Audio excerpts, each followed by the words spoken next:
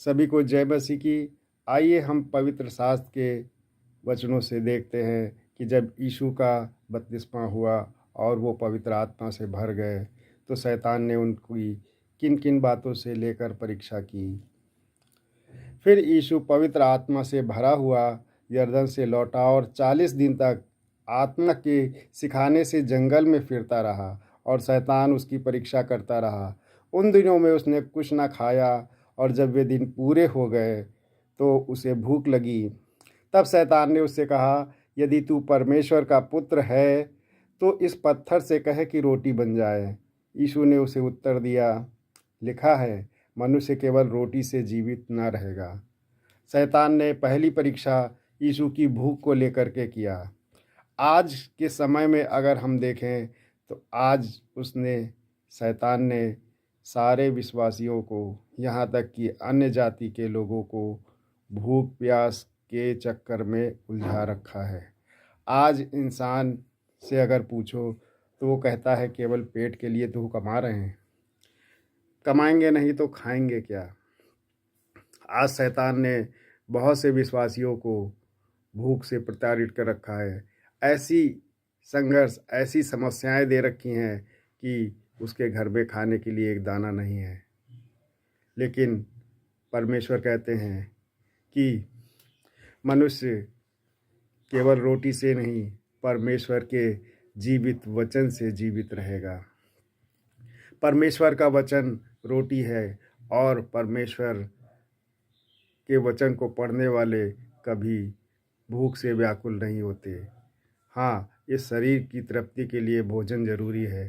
तो परमेश्वर पे जब हम विश्वास रखते हैं, परमेश्वर पे भरोसा रखते हैं और परमेश्वर की आज्ञाओं में बने रहते हैं तो परमेश्वर हमको कभी भी भूखा नहीं रखता है और परमेश्वर हमको हर प्रकार का जो भी हमारी ज़रूरत है उसको पूरा करता है।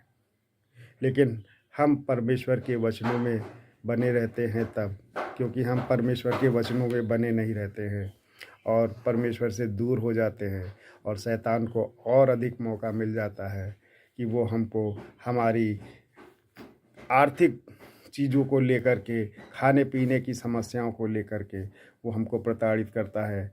यहाँ तक कि पहनने ओढ़ने की चीज़ों को लेकर के, छोटी छोटी ज़रूरतों को लेकर के भी वो हमको प्रताड़ित करता है।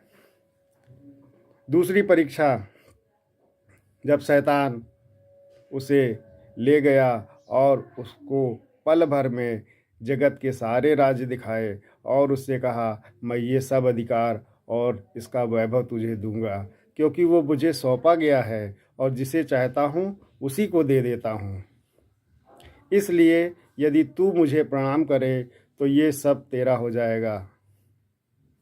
आज शैतान ने सभी लोगों को, जितने भी जगत पे मनुष्य हैं, सभी को उसने संसार के वैभव में फंसा रखा है। यहाँ तक कि बहुत से विश्वासी भी संसार के वैभव में उलझे हुए हैं। आज शैतान वो हमको तरह तरह के वैभव में, तरह तरह के धन के लोभ में उलझा रखा है। आज लोग अपनी प्रॉपर्टी बढ़ाना चाहते हैं, अपने बैंक बैलेंस को बढ़ाना चाहते हैं, यहाँ तक कि अपने भंडारों को अधिक से अधिक इकट्ठा कर लेना चाहते हैं और पाप करने से भी नहीं चूकते। आज शैतान ने ऐसे लोगों को बहुत आशीष भी दे रखी है, बहुत सा धन दे रखा है कि जिससे वो और अधिक पाप करें। लेकिन उनका जीवन क्या परमेश्वर के सामने उद्धार पाएगा? क्या वो अनंत जीवन के वारिस बनेंगे? आज हमको ज़रूरत है कि हम शैतान के उस चंगुल से निकल सके जिससे शैतान ने हमको उलझा रखा है और हम शैतान को ही दंडवत करते हैं, शैतान को ही प्रणाम करते हैं, क्योंकि हम अधिक से अधिक धन, अधिक से अधिक वैभव संपन्नता पाना चाहते हैं। प्रभु यीशु ने शैतान को जवाब दिया कि यीशु ने उसे उत्तर दिया, लिखा है, तू प्रभु अपने परमेश्वर को प्रणाम कर और केवल उसी की उपासना कर। शैतान को प्रभु ने उत्तर दिया कि तू केवल अपने प्रभु की उपासना कर। आज मनुष्य पैसे की उपासना कर रहा है, पैसे के पीछे भाग रहा है और भागता चला जा रहा है।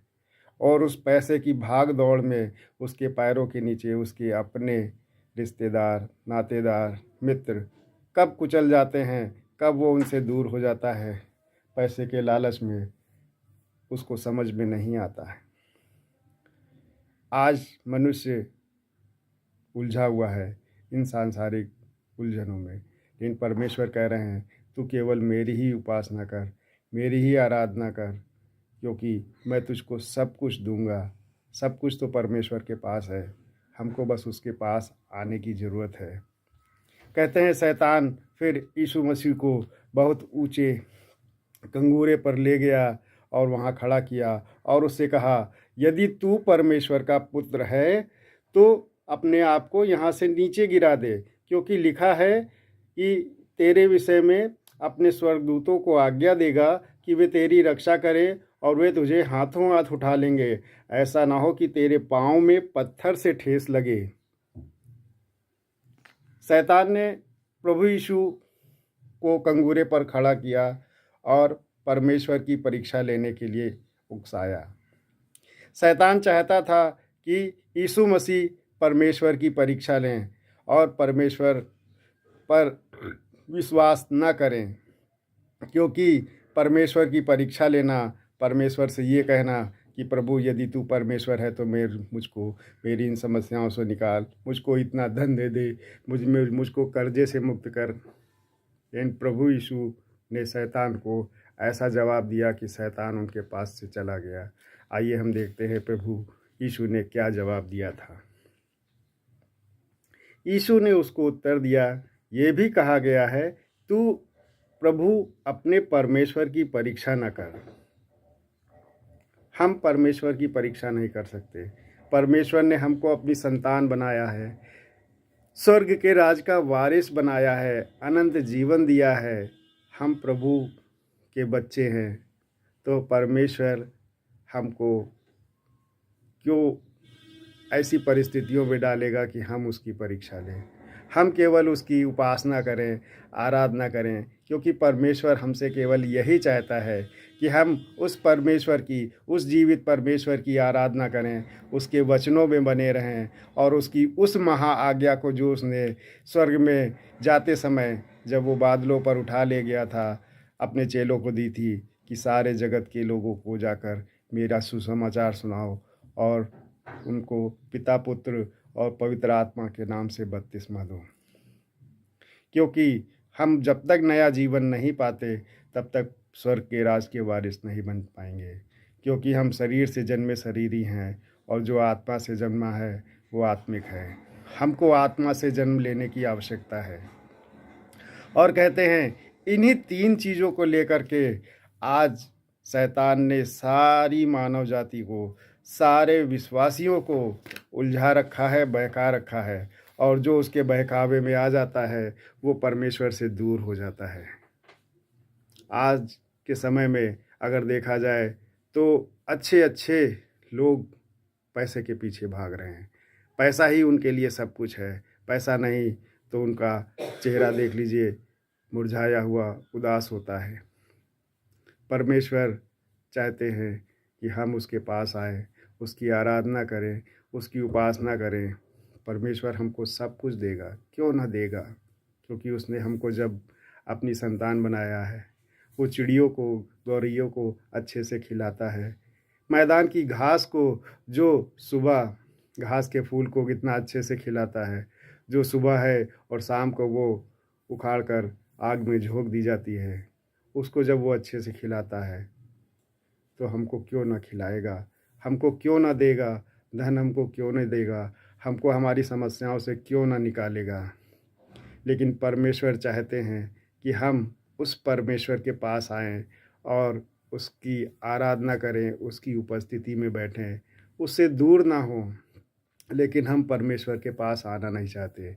हम पैसे के पीछे भाग रहे हैं, वैभव के पीछे भाग रहे हैं, यहाँ तक कि परमेश्वर की भी परीक्षा करते हैं कि प्रभु तुम तो हमको कुछ देते ही नहीं हो, हम कितना परेशान हैं अपनी समस्याओं को लेकर के, भूखे हैं, प्यासे हैं, खाने को भोजन नहीं है, घर में एक दाना नहीं है, क्या करे परमेश्वर।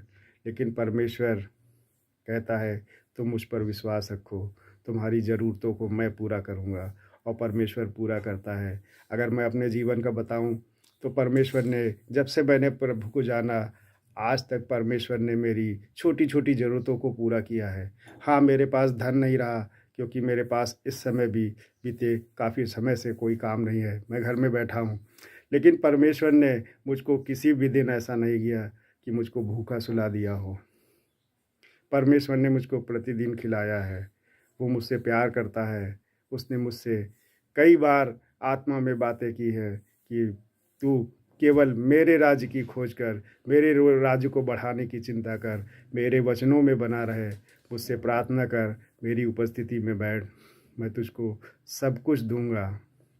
सभी को जय मसीह की।